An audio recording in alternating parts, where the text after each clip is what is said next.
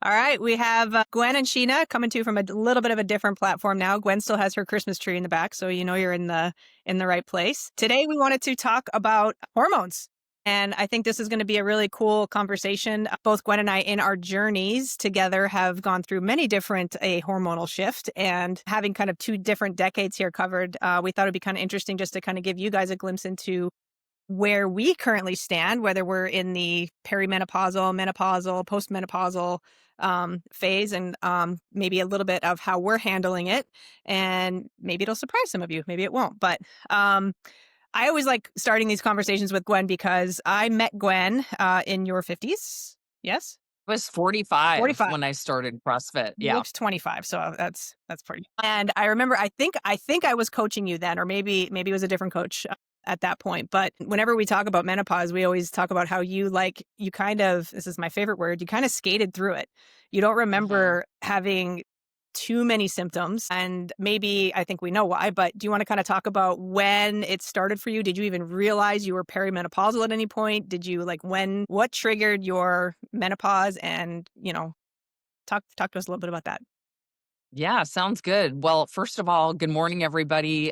This is Sheena and I making our first attempt at a podcast. We haven't named it yet, and we don't have any graphics. We're just rolling with it. So we're happy you're here, and more to come later on that. I had no idea when perimenopause started. I don't even think I knew there was such a thing. I just knew about menopause. And my journey was just about looking at what happened with my mom, right? And that, oh, I'm probably going to go through it, the change as they called it, um, back in the day, just like my mom did. And my mom was, you know, I felt like we had to be a little more careful around her. It affected her mood. And that's really as much as I knew about it.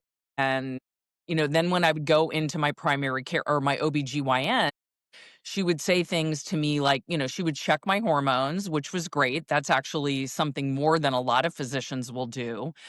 And she would just look at me kind of sheepishly and say, "Are you experiencing any hot flashes? Is anything going on? Any symptoms?"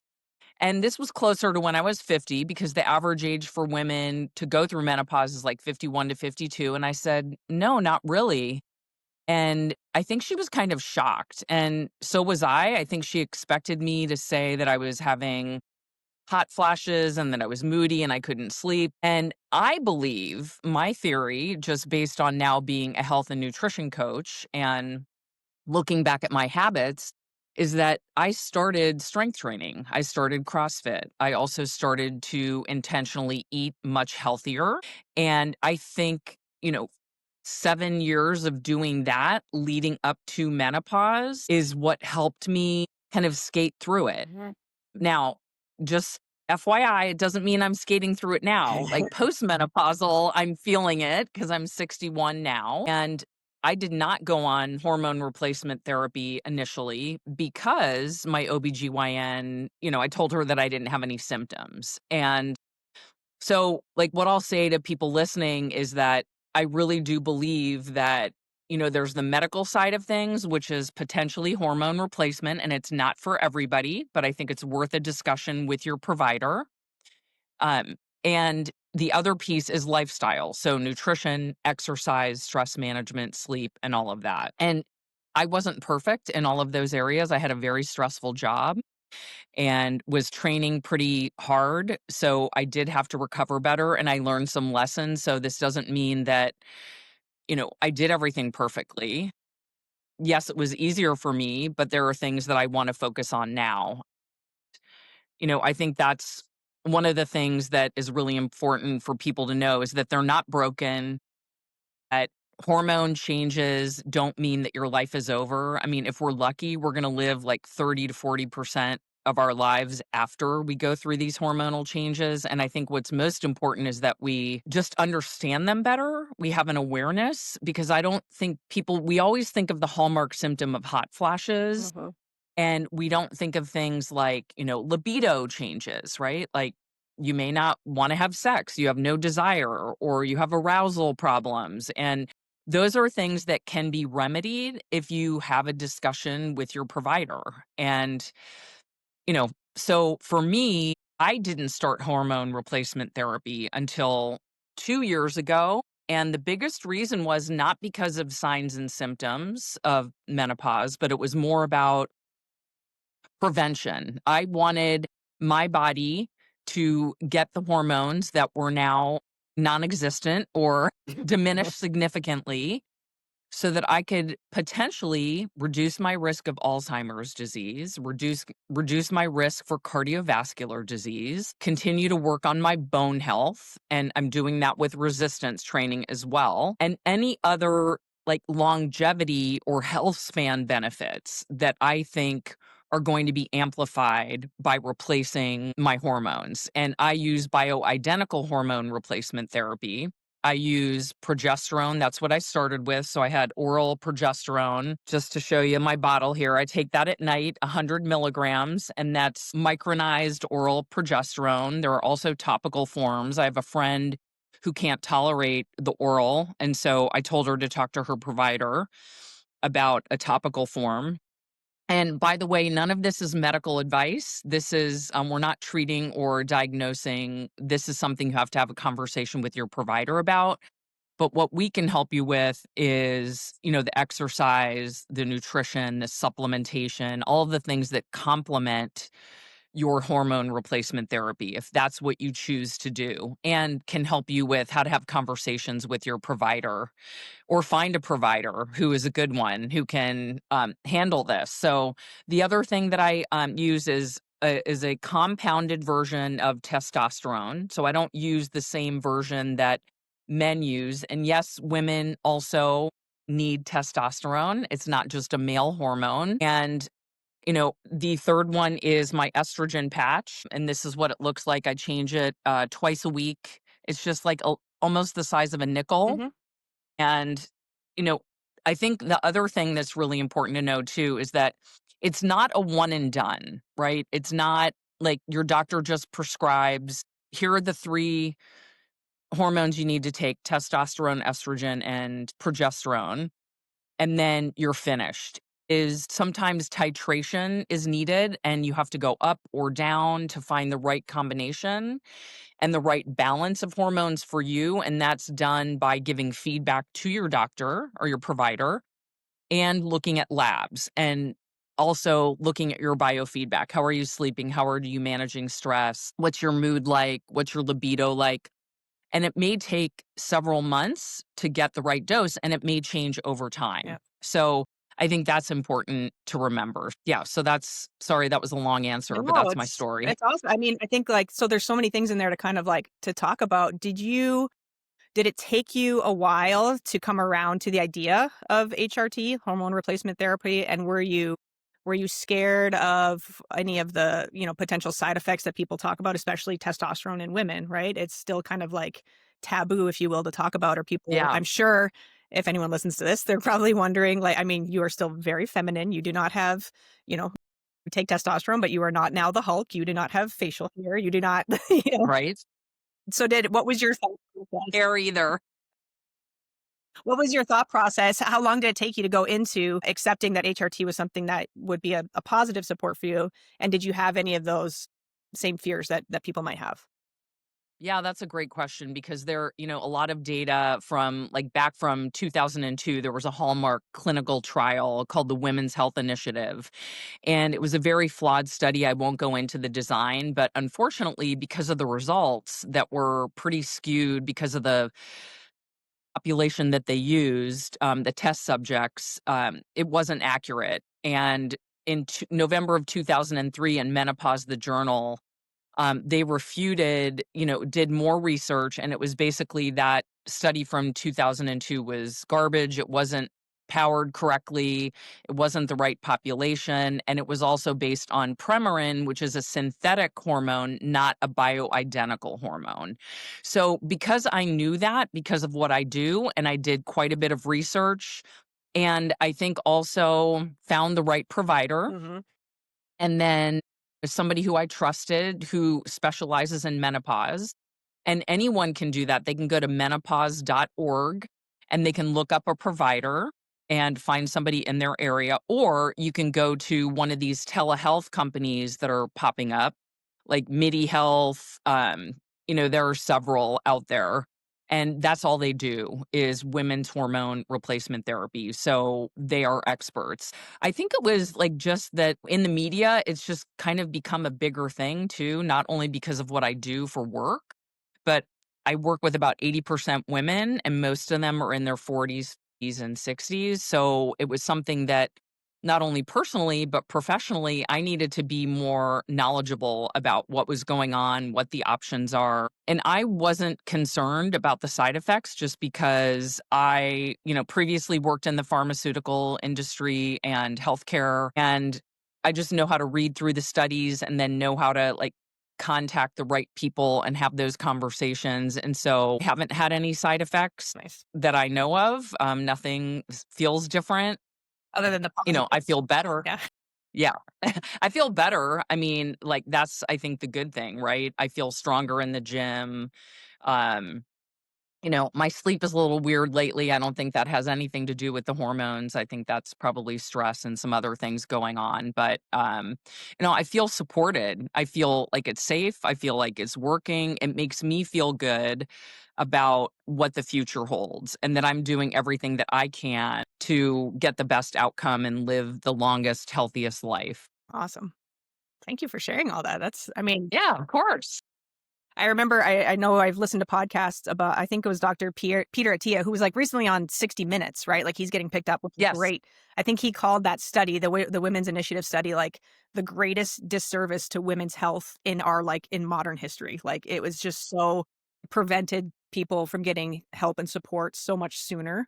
And that kind of, I think that coincided Yes. with the black box removal from Yes. most HRT, right? Or some forms of hormone replacement therapy. Yeah, some form. So I think it's the vaginal estrogen, so it's the topical that's being removed, which is pretty amazing. There are 3 female physicians right now who are pretty loud on social media. They've written books. It's Dr. Mary Claire Haver, Dr. Kelly Casperson, who's a urologist, and only 10% of the US urologists are women. And she's specialized in sexual health, which is great. And then Dr. Rachel Rubin, who's also been on Peter Attia's Yeah, podcast. that was a great one. And yeah, I mean, those 3 women, they call themselves the Menopause. So And they've been at meetings, at hearings with the FDA. They were instrumental in getting that black box warning taken off. And that's a pretty remarkable thing because, true. when I worked in pharmaceuticals, black box warnings were more frequently added to medications after they were approved by the FDA, after they were launched, after people started using them, and they were on the market for sometimes several years, and the safety data wasn't as good as it was when the clinical trials were submitted for approval. This is the opposite of that, which is truly remarkable. So what Peter Attia said is very true, right? A whole generation of women missed out and thought, like, the dialogue out there, or the narrative is hormone replacement therapy causes cancer. That's one of the biggest things that people say. Now, if somebody has had ovarian cancer or cervical cancer or breast cancer, they may not be eligible for all forms of hormone replacement therapy.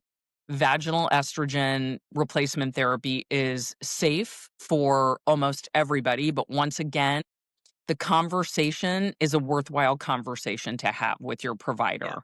And if there's some dosage form, or mode of mechanism of action and how it's delivered that works for you, that's worth Yeah. consideration, right? So Yeah. just having that conversation with your provider. Yeah, and many people don't even know that is an option, right? Like we could be saying like vaginal estrogen or vaginal whatever, like progesterone or whatever, testosterone, and people are like, "Wait, what?" Like I thought testosterone could only be injected or it was only a cream or yeah, I mean again, going back to I think it's Dr. Rachel Rubin, she said like there is no FDA safe approved form of testosterone or not form, but dosage of testosterone for women, right? Because we just For women. studied it and it's because we thought that testosterone wasn't as important for women as it is for men. And so luckily they are, yeah, leading the charge. I love that posse.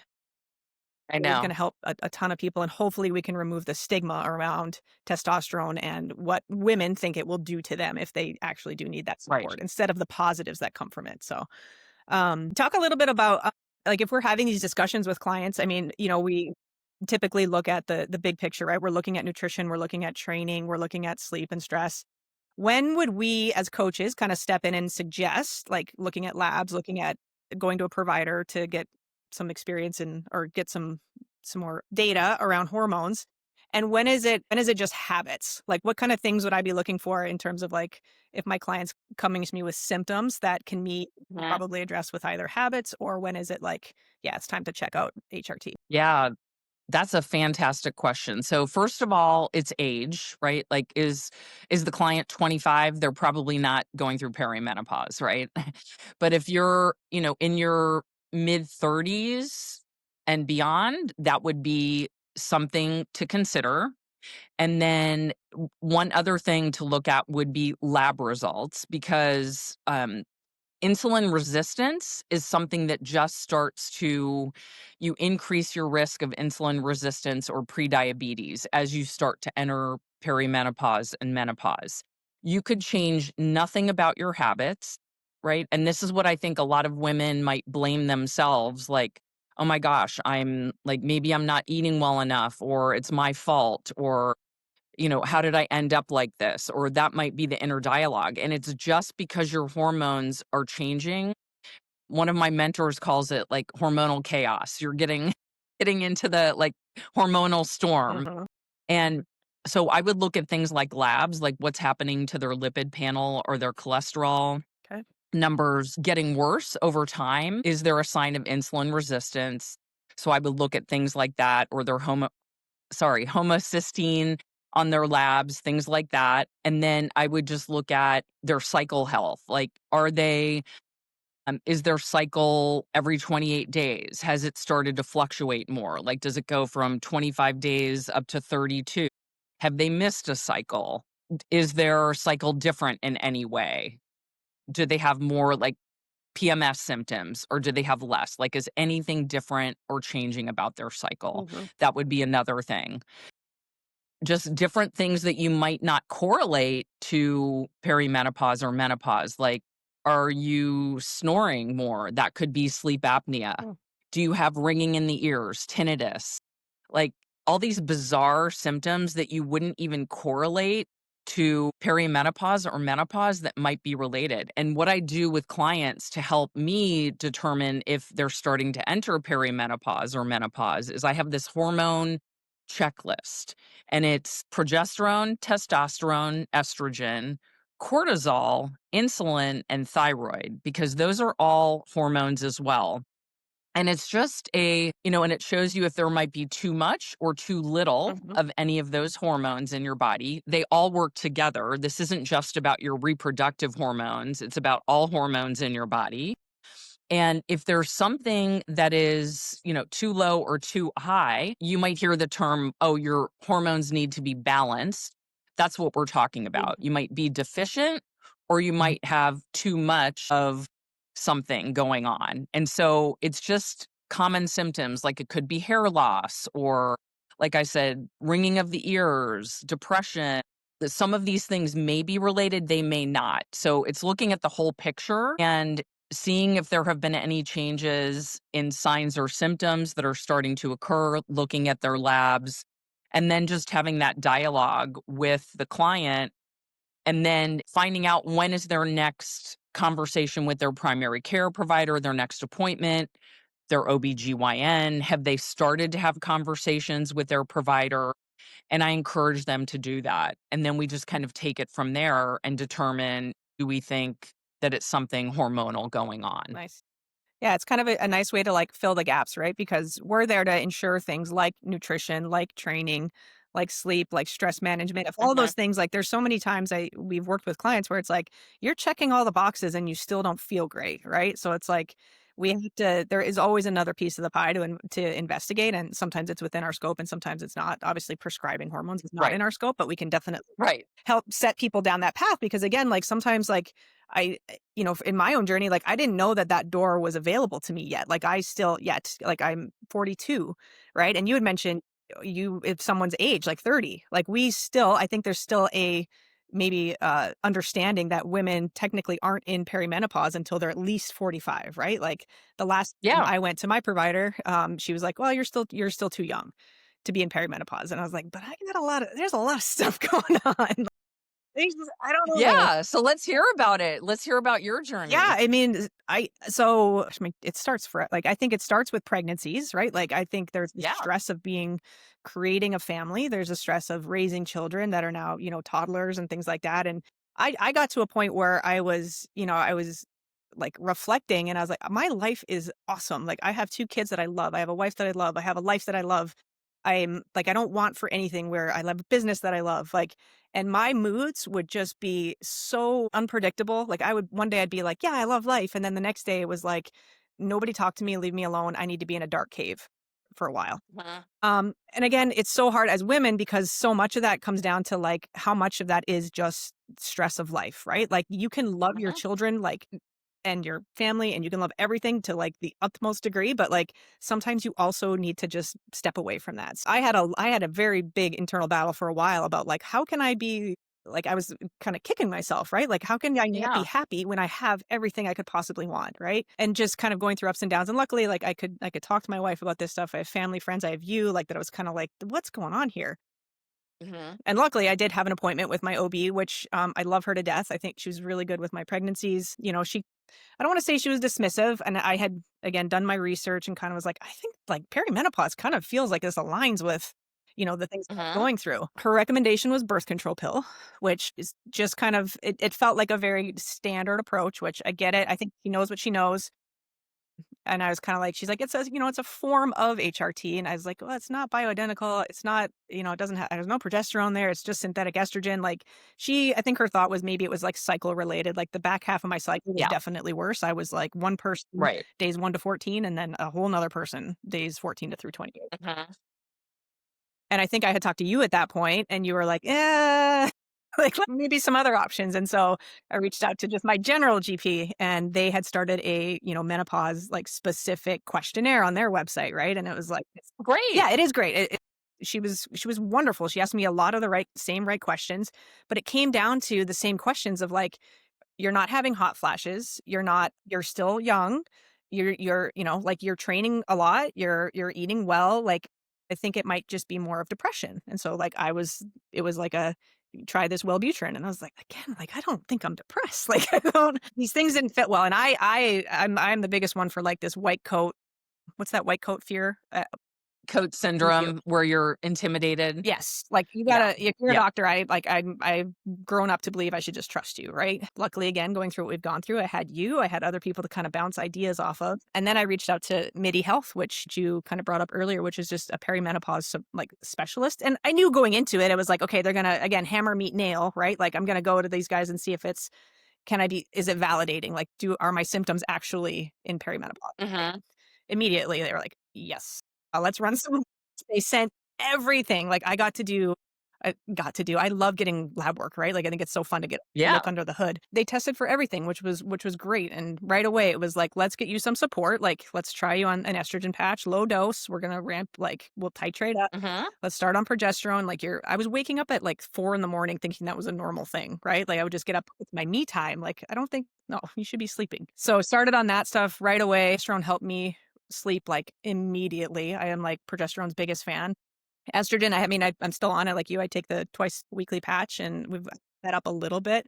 I've got labs coming up here in the next couple weeks just to kind of test and see where everything is. But like again, speaking from the biofeedback place, like it's better. Like I don't have these like giant mood swings in the middle of my cycle. I still notice it. Like still mhm, work to be done, but like in terms of like, I was at like a maybe I'll call it like a 8 out of 10 in terms of just like unhappiness scale, and now I'm, like, way right, closer to, like, I can manage this. I'm, like, a 3 or a 4, so now it's kind of like, fantastic. yeah, let's optimize this. So I'm really, really thankful for MIDI for that case. We're not sponsored by them in any way, but I do think I've sent a lot of people their way because Yeah, they're very welcoming, they're very open, they're easy to get access to, mhm, very receptive, very responsive. And again, I think just validating, like you feel seen right away. It's like, okay, I'm not yeah, crazy.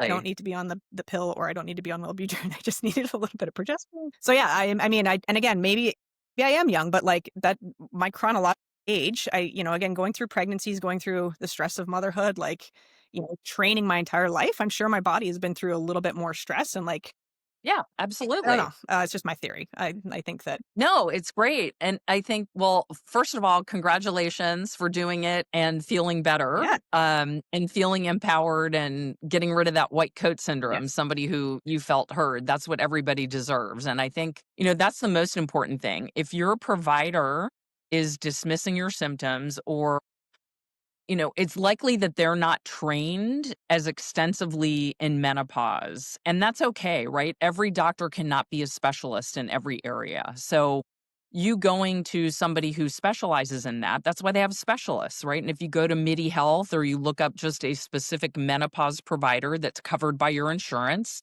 it's probably a relief to your provider too, because it's not really their area of expertise. That's why they're called general practitioners, right? They're there to triage, hmm maybe they do the things like cholesterol and they do first line treatment. And if it goes beyond something that's out of their scope, which happens, right? Then they have to refer out to a specialist. Don't feel bad about that. And know that if a provider is offering you an antidepressant or an oral contraceptive or an IUD, those are some really common things that providers do just to, let's see if this works, or this is what I've done in the past. Does it mean it's the best option for you? Maybe not. And that's what is worth investigating. And, like Sheena just said, she's going back for some more labs because it's not a one and done. Let's see how things are going. And then she'll give feedback to her provider and say, instead of an 8 in my luteal phase, I'm at a 3 or a 4 as far as my mood. And she's going to figure out with her provider, who is a partner, right, in her healthcare and how well she's feeling, if it makes sense to change the dose to try to optimize even more. And it should be an ongoing dialogue, an ongoing relationship where you feel good. You know how people sometimes hate going to the dentist? Like, you shouldn't feel that way. You should feel excited. Like, Sheena's excited to get her labs done and to investigate this and, find the right combination for her. And she is doing all of the right things and she does love her life. And there's just something missing. And that's okay for people to keep investigating and staying curious and finding the right fit for them, whether it's the right provider, the right treatment, whatever it takes. You deserve to feel better and you're not broken because you are feeling quote unquote right, hormonal, or you're in perimenopause or right, menopause. yeah. Boom. I like it. Boom. That's it. That's it. We have laid ourselves bare now.